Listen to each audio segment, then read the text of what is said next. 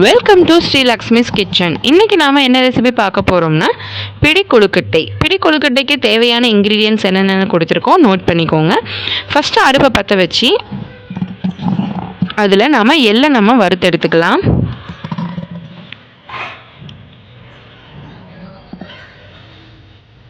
நல்லா வறுத்ததும் அதை நம்ம தனியாக எடுத்து வச்சிடலாம்.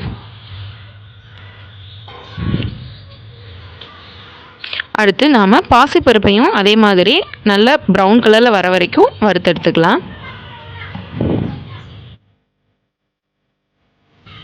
இப்போ நம்ம 2 கப் வெல்லம் நம்ம இதில் சேர்த்துடலாம். இப்போ நம்ம எந்த கப்பில் நம்ம வெல்லம் எடுத்தோமோ அதே கப்பில் 5 கப் அளவுக்கு நம்ம தண்ணி இதில் சேர்த்துக்கலாம்.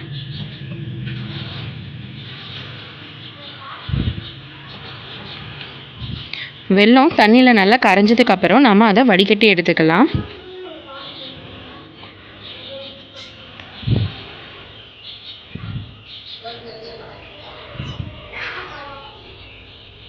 இப்போது நம்ம வடிகட்டி வச்சுருக்கிற வெள்ளை கரைசலை இதில் ஊற்றிக்கலாம்.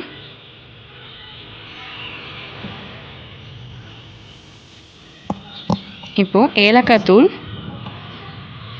நம்ம வறுத்து வச்சுருக்கிற பாசிப்பருப்பையும் இதில் சேர்த்துக்கலாம்.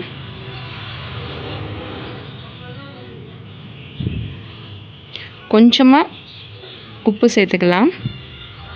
இப்போது எல்லாமே நல்லா கொதிச்சதுக்கப்புறம் நம்ம எள்ளை இதில் சேர்த்துக்கலாம். நம்ம துருவி வச்சுருக்கிற தேங்காயும் இதில் சேர்த்து நல்லா கொதிக்க விடலாம்.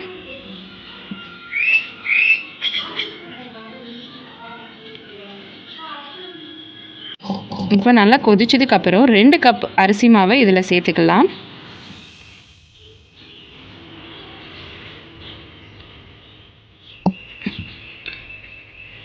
நல்லா மிக்ஸ் பண்ணி விட்டதுக்கப்புறம் நாம் அதை ஒரு மூடி போட்டு அடுப்பை ஆஃப் பண்ணிடலாம். ஒரு 5 நிமிஷம் அது அப்படியே இருக்கட்டும். இப்போ நாம் நெய் சேர்த்துக்கலாம். இப்போ எல்லாத்தையும் நல்லா கலந்து விட்டுக்கலாம். இந்த மாதிரி நமக்கு வெள்ளை வெள்ளையாக இல்லாமல் நல்லா எல்லா மாவும் ஒரே மாதிரி கலந்து விட்டுக்கலாம்.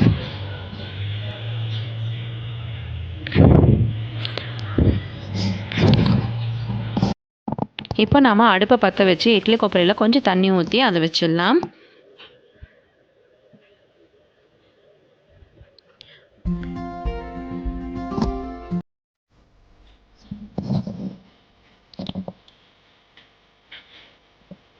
இப்போது இட்லி தட்டில் நாம் ரெடி பண்ணி வச்சுருக்கிற மாவை நல்ல வெதுவெதுப்பாக இருக்கிற சூட்டில் நம்ம இந்த மாதிரி கொஞ்சம் நம்ம கையில் நல்லா அமுக்கி நம்ம பிடி கொழுக்கட்டை ரெடி பண்ணி ஒவ்வொரு தட்டுலையும் நம்ம வச்சுக்கலாம்.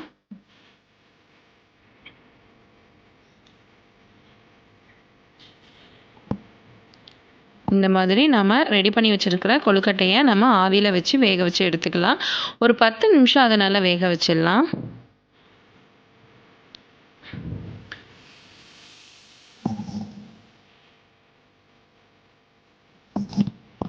இப்போ நமக்கு ரெடி ஆயிடுச்சு. இப்போ டேஸ்டியான பொடி கொழுக்கட்டை ரெடி ஆயிடுச்சு.